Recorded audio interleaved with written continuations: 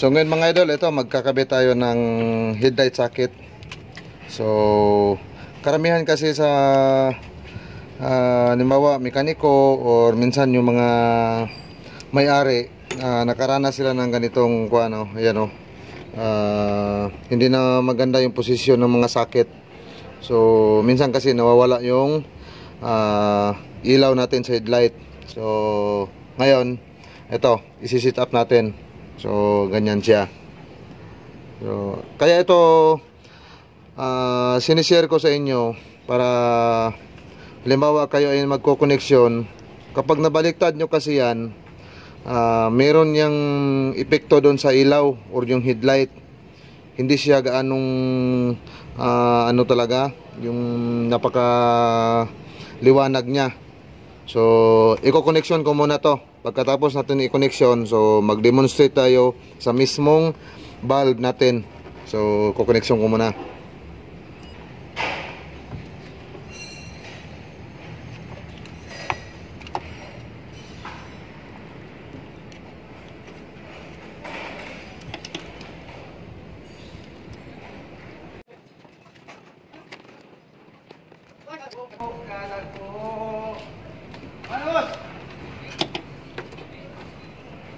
So ngayon mga idol, ito tuturo din natin kung paano mag-connection. So yan, ganyan siya.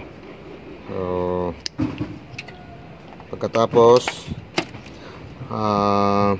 meron kasi mga technique din na yung iba ditso na lang. So pwede naman yon dahil pagdudugtong lang naman.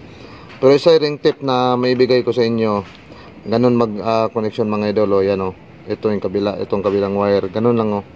Ganon mo siya, press mo sila, ganon. Yan. Yan. Yan ang mangyayari. Yan. Tapos pulopot na. Yan, walang kawala. Walang lost connection. Yan. Yan. Kahit hilain mo pa, so wala na. Walang kawala. So plus i-tape pa natin, normal i-tape natin para hindi mag-grounded or hindi magka-short or magkadikit yung mga wire.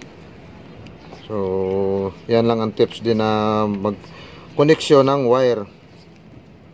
So yan.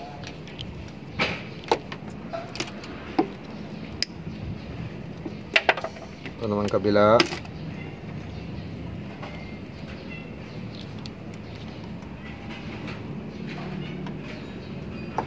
Same pa rin ang gagawin natin. Yan.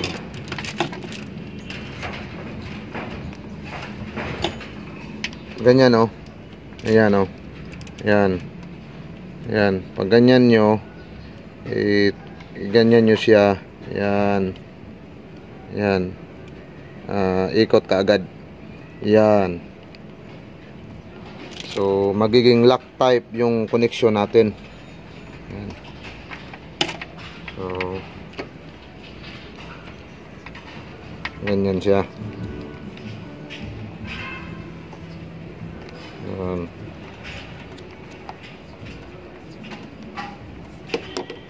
So titape ko muna.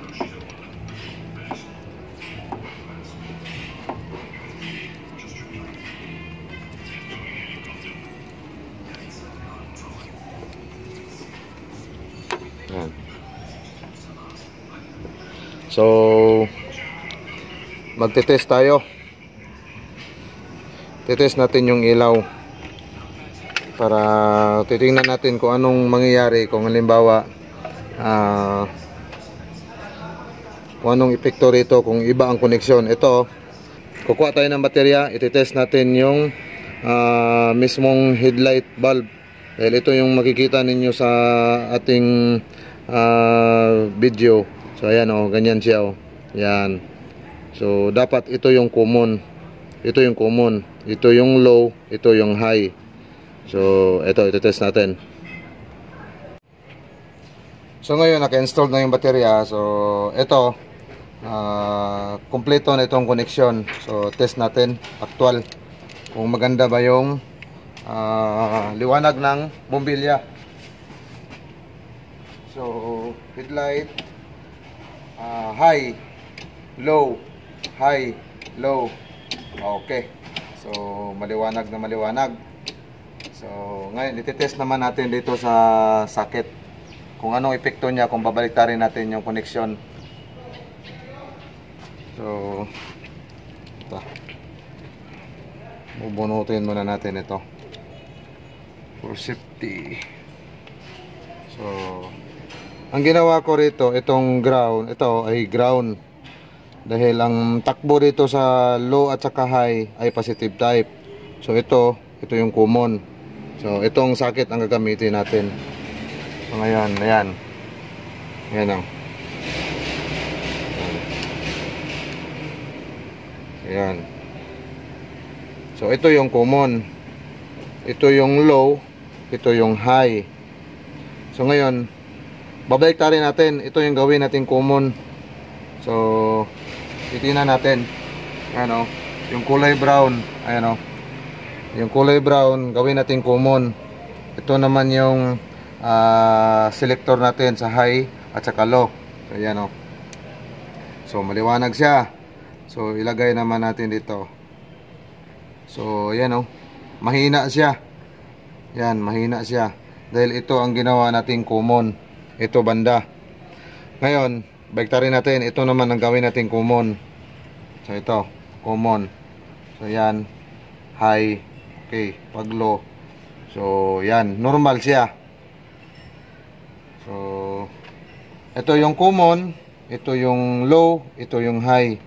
So, yun ang nga sabi ko, dalawang connection ng headlight. Merong positive type at merong ground type na common.